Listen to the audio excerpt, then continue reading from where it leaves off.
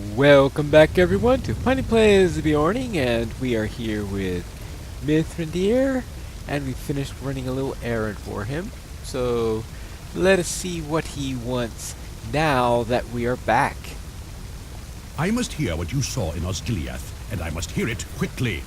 Yes, there you are, Pineclaw. I suppose you have been north on the Ramaset Corps for Imrahil's deed? I told you to assist the Prince of Dol Amroth, but soon afterward I regretted doing that. There were some matters I should have asked you about in greater detail, but I gave away my chance by sending you away. Well, it's all right now, for you have returned, and I will worry at it no longer. I must hear what you saw in Osgiliath, and I must hear it quickly. No, not here. Speak to me if you are ready, and we will depart together to the old archives. There we will find the first and oldest collection of scrolls in the city. I think your tale may require further study, and that is where we will conduct the study. Alright, let's go. Let us go to the old archives and speak on the way. You may begin the tale of your experience in Osgiliath as we walk, and perhaps I will have heard its full extent by the time we arrive. We must not spend too long poring over old scrolls when battle is so close upon us, but my heart tells me that there is something we have overlooked, some detail that may be of use in the days ahead. We must know what this thing may be. Your encounter with Gothmog fills me with a dread I cannot explain. I hope to learn why here in the old archives. Alright, let's see why Gothmog scares him. Welcome to the old archives, Pineclaw. They were carved into the pier rock of the center of the sage's Neath, when the city was still called the Tower of the Sun. This was the original library and storeroom of the city, and it remains a trove of ancient knowledge and secrets. There is much to discover in the scrolls and books that are here kept, but few in these days give much thought to the dusty shelves. There is no semblance of order to be found. It was in these dark chambers that I found the scroll of Isildur, and learned much that I needed to know. I hope we don't find anything that telling this time. I am worried about the commander you met in Osgiliath.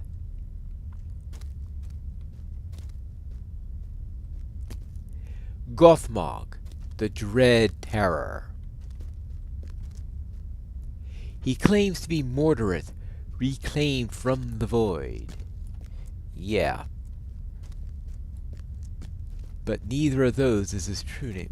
Yeah, I remember long ago him being called by the name of the last king of Gondor.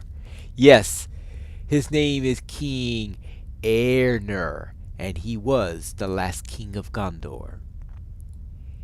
Eärnur was mighty, and he did not lack firm courage, but he possessed none of the caution he could have saved him from his doom. He had a great victory at Fornost when he defeated the Witch King of Angmar, but that victory stirred his pride to greater heights. The Witch King fled. Prince Eärnur believed that he had nearly rid Middle-earth of that terrible foe, and cursed his failure to end it there. Years later, the Witch King issued a challenge to Eärnur, now the king of Gondor, and summoned him to Minas Morgul. Eärnur went to that dark city to face his hated foe, and was lost. We know now that his will was mastered, and he became the loyal servant of his former enemy. He took a new name, Mordorith, and was given the rule of Angmar, while the Witch King managed the interests of Mordor elsewhere in Middle-earth. Though your own efforts in those to the Rangers and the champions of Angmar, he was defeated, but it seems that victory was not the last. He maintained some bond to his former life, and it allowed his dark matter to draw him back before he was lost for good. Oh, wonderful. Search the chambers for a mention of Erner, and I will search the others. Alright, so let's see. What do we have here? Anything here that talks about Erner?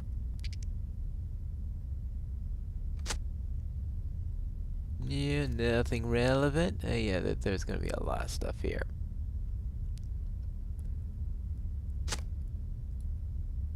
Yeah, well, this is going to take some time, that's for sure. Books, books, books, books.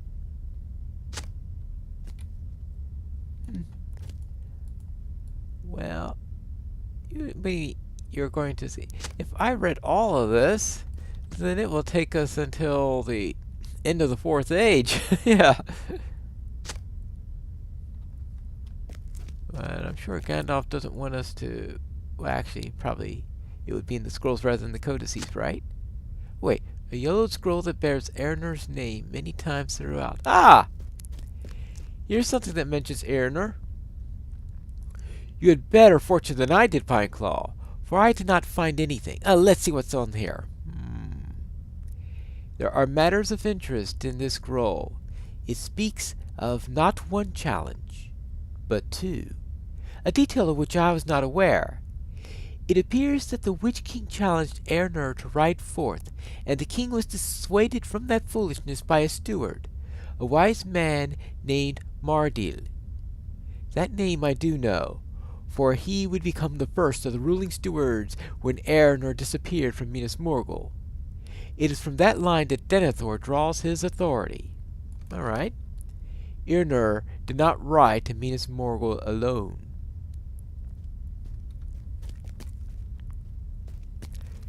He was accompanied by a retinue of knights, and they disappeared with him. Some of these men you may have seen before, transformed into Kargul.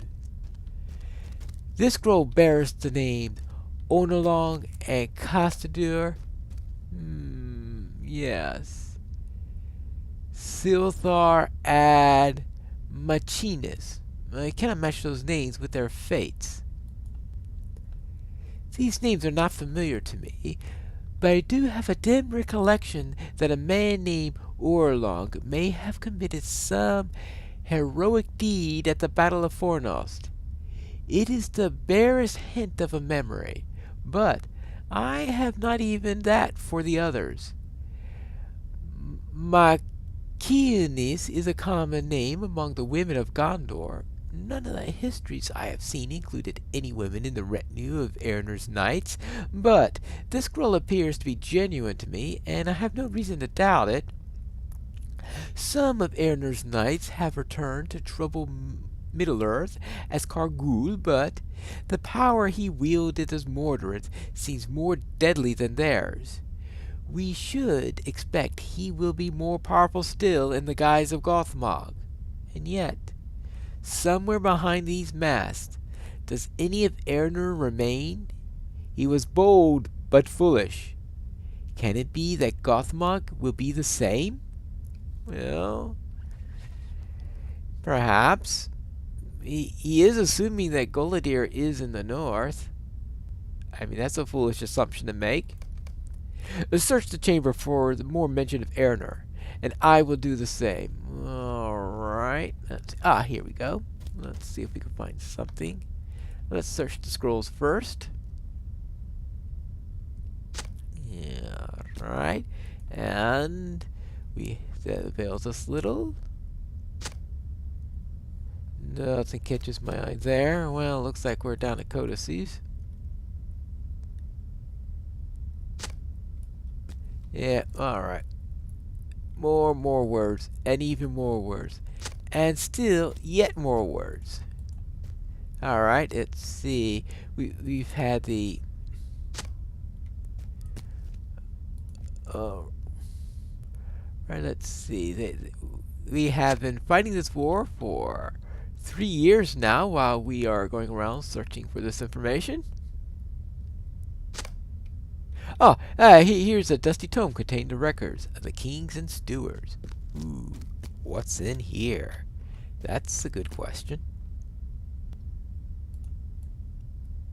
You found something else. Ah, yes. This book contains charts describing the passage of succession through the line of kings, and then through the line of the ruling stewards. Do you see? This is Mardil, the first of the stewards, who ruled Gondor after Eärnur had taken up the darkness of Minas Morgul. Mardil swore an oath to rule only until the king returned, and each ruling steward has made the same vow. Perhaps at one time the stewards believed that the line of kings would return, but that possibility must now seem quite unlikely. We should not speak of it, even here, but there is one on the way to Minas Tirith who will remind Denethor of his vow. The king may very well return to Gondor, and the rule of the stewards will no longer be necessary. Until the king returns. Oh dear. Oh dear. Pineclaw, you are not to speak a word of this to anyone, but I fear that we may have overlooked a crucial detail. Yeah? What is it? Our mutual friend approaches this city in the company of his Dunedain kin. If Gondor survives the war to come, he will claim the kingship. He will trace his line through the years to Isildur. But what if someone else seeks to claim that right? If Eärnur claims the kingship, what if that happens? He is descended from Anarion, brother of Isildur, in unbroken succession. If he can prove he is Eärnur, his claim to the throne is stronger than Aragorn's. We must prevent this, Pineclaw. We must prevent the return of this king.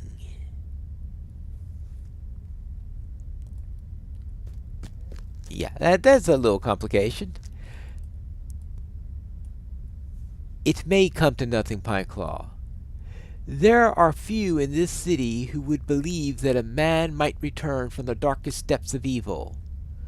Though he was once Eärnur, he has worn many guises since being the king of Gondor. He cannot be the man he was, and despite the rules of succession, he has been corrupted by Angmar and by Mordor. But we must remain alert. If Gothmog does seek to seize the throne of Gondor, we must oppose him, no matter the cost. That's right. There are few that would probably recognize the claim, but he has an army to back him up to take it.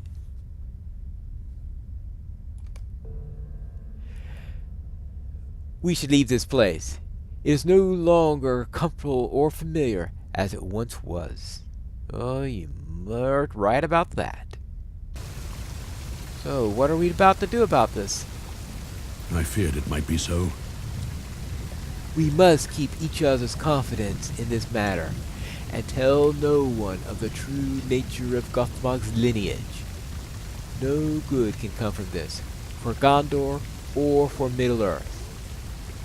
I do thank you for your tale, Pineclaw, though it be unpleasant and worrisome. Better to know and prepare than to be taken unawares. For now, there is a city to defend. We must set our will to its defense, and let all other matters fade into the background. There are lesser matters for as long as the gate and the men defending it stand strong.